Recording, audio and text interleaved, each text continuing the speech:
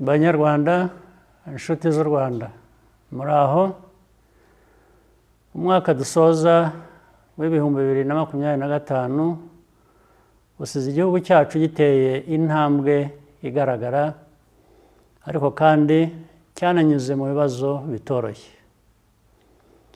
Ndashimira abanyarwanda bose kubw'icyizere n'ubufatanye mwagaragaje muri uyu mwaka.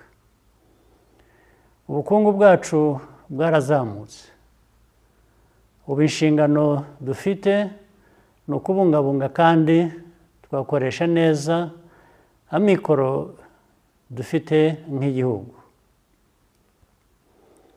Ibi biradusaba ko twishakamo ibisubizo bishya bikwiye gutuma duharana intego n'imigambi bishya. Nta wundi muntu dukwiye gutegerezaho iterambere n'imibereho myiza yacu. Igishoro kinini kandi cy'agaciro dufite nk'igihugu n'urubyiruko rushoboye.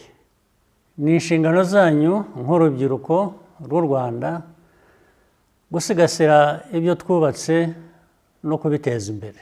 Ndizera ko ibyo byose mubyiteguye, niyo byasaba kwitanga, yaba ku giti cyanyu cyangwa twese hamwe. Mu rugendo twagenze, imbogamizi twazihinduyemo amahirwe kandi twarushijeho gukomera. Ntidukwiye na rimwe kwibagirwa aho twavuye, kandi uko niko bizakomeza kugira ngo bidufashe kwiyubaka uko tubyifuza. Several milestone events this year elevated Rwanda's profile internationally. The International Security Conference on Africa was held for the first time, and the African School of Governance matriculated its first class of students from all around Africa. We also convened a new annual event on nuclear power innovation for Africa. This reaffirms that Rwandans and Africans generally have the power to define who we are, what we stand for, and where we are going. The defining moment of 2025 was undoubtedly hosting the UCI World Cycling Championships. Bringing this competition and its elite athletes to Kigali's streets was a source of immense pride for our nation. I congratulate everyone involved in making these events a success. Sports unifies and empowers communities across all boundaries. The world saw Rwanda and Africa in a new light. And much as we are not yet on top in football, the prospects for the future are promising thanks to the help of FIFA in building ourselves up.